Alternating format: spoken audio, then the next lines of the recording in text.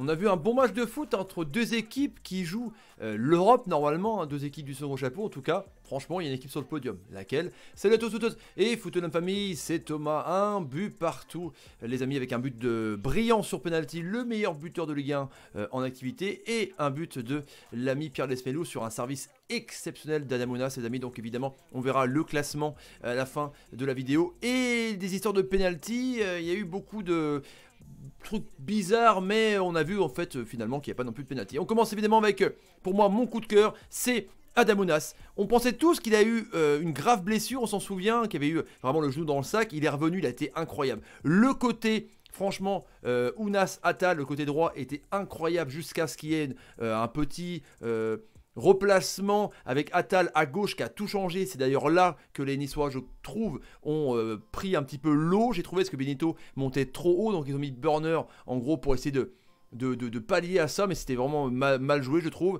Adamounas et Attal, c'est incroyable. C'est voilà. Franchement, ce côté droit, quand ça va s'entendre correctement, avec Attal qui monte de ouf si on le laisse à droite évidemment, Ounas qui est en forme parce qu'il n'a pas pu jouer tout le match, qu'évidemment il était en reprise. C'est un truc de ouf quoi, ça a des doubles, c'est technique, c'est taré quoi. Attal franchement c'est un...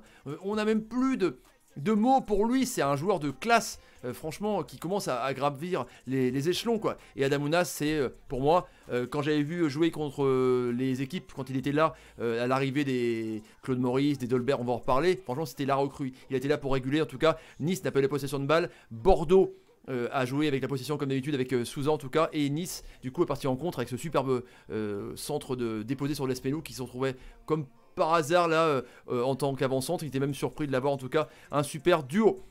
Malang va avoir des questions à se poser parce que l'ami Ensoki a été très bon, hein. Des rushs un petit peu pour vraiment monter, apporter de l'allant offensif un petit peu à Cyprien qui était un petit peu moins bien, Danilo très bon en tout cas. Nice franchement qui était sur le reculoir, Nice qui s'en voulait à la fin parce que le plan de jeu était vraiment resté derrière parce que Bordeaux a la possession et partir en contre avec ses feux follets. Mais Nice aurait peut-être pu aussi avoir bénéficié d'un penalty ou pas. La grosse interrogation pour moi, c'est évidemment Kasper Dolberg. Alors est-ce que Kasper Dolberg porte pas bien son prénom justement parce que c'est vrai qu'il est bon lui dans un jeu de possession de balle, tu vois. Là il était avec Ganogo, qui n'a pas été non plus un monstre, avec Ounas qui était très bien en tout cas, mais Dolberg est là normalement pour un petit peu jouer en pivot dans un rôle de possession, dans un jeu de contre. C'est pas un mec qui est ultra rapide, donc c'est vrai que c'était pas un profil pour lui. L'équipe avait pas le ballon, en tout cas il a été transparent, vraiment transparent. Franchement je lui mets 3 sur 10, mettez dans les commentaires ce que vous en pensez. Quand il a le ballon, quand il a vraiment l'occasion de marquer des buts et de briller, il est très bon, il loupe pas grand chose. Pour les Bordelais, j'ai trouvé Mecher très bon, il a pris un carton jaune mais il a été ultra bon. On verra s'il y a une petite histoire de penalty avec Attal, en tout cas je pense qu'il n'y avait rien. Mais en tout cas Mecher, franchement c'est lui, avec Ossani, avec Jovanovic ou Pablo, quand c'est lui qui assainit la défense, il est assez incroyable franchement le Mozambicain. Jimmy Briand, mine de rien on critique, mais il a marqué son penalty. Benitez qui est un monstre évidemment, mais Briand a... comparativement dans un même système à 3 5-2 on va dire, Briand a été meilleur que Dolberg en rôle de positionnement, en rôle de pivot et même dans la profondeur alors qu'il est beaucoup plus vieux et beaucoup voilà, peut-être moins fort entre guillemets intrinsèquement et encore, mais en tout cas Briand a fait un très gros match les amis. Évidemment. Otavio aussi au milieu de terrain a été très bon, franchement je trouve qu'il est sous-coté ce joueur. Les pénaltys, il y a eu cette action avec Attal qui a déposé complètement Otavio sur un passement de jambe. Il est arrivé dans ce centre de réparation et il y a globalement ce tacle. Apparemment ce serait un plongeon tout seul. Donc je vous laisse faire un petit peu évidemment votre bilan dans les commentaires. Donc voilà, il y a eu des trucs litigieux. Il y a eu aussi cette action avec Kamano Ensoki. Donc il y a eu un contact en tout cas où Kamano reste à terre. Apparemment c'est pas volontaire, c'est épaule contre épaule. Il y a eu épaule contre épaule aussi en première mi-temps avec Ounas, c'était un petit peu bizarre. Donc l'arbitre, alors soit il a compensé, soit il n'a pas voulu siffler aucun penalty. Mais c'est vrai qu'il a, Johan Hamel a d'habitude d'être pédagogue, de laisser un petit peu jouer à l'anglaise. Donc là il y a un doute aussi les amis sur le penalty en tout cas. Donc voilà, donc Nice-Bordeaux, ceux qui sont bons amis. Dante est énervé à la fin. Nice est une équipe qui propose pas beaucoup de jeux, qui joue en contre, surtout sur Attal, qui fait tout. Avec Ounas, ça peut marcher évidemment, mais je ne pense pas qu'à terme, Dolberg aime bien cette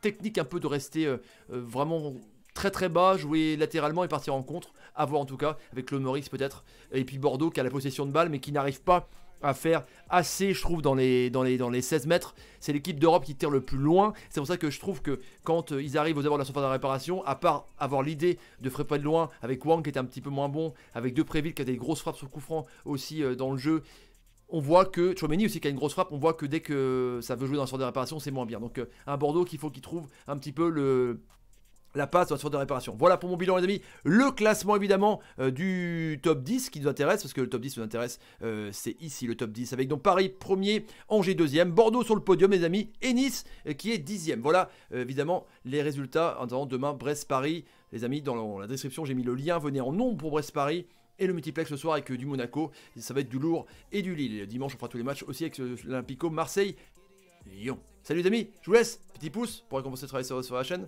les commentaires évidemment sur les pénaltys, sur Nice et Bordeaux, et le partage sur les réseaux sociaux, Facebook, Twitter, Instagram, et salut, salut, et salut. Un match nul,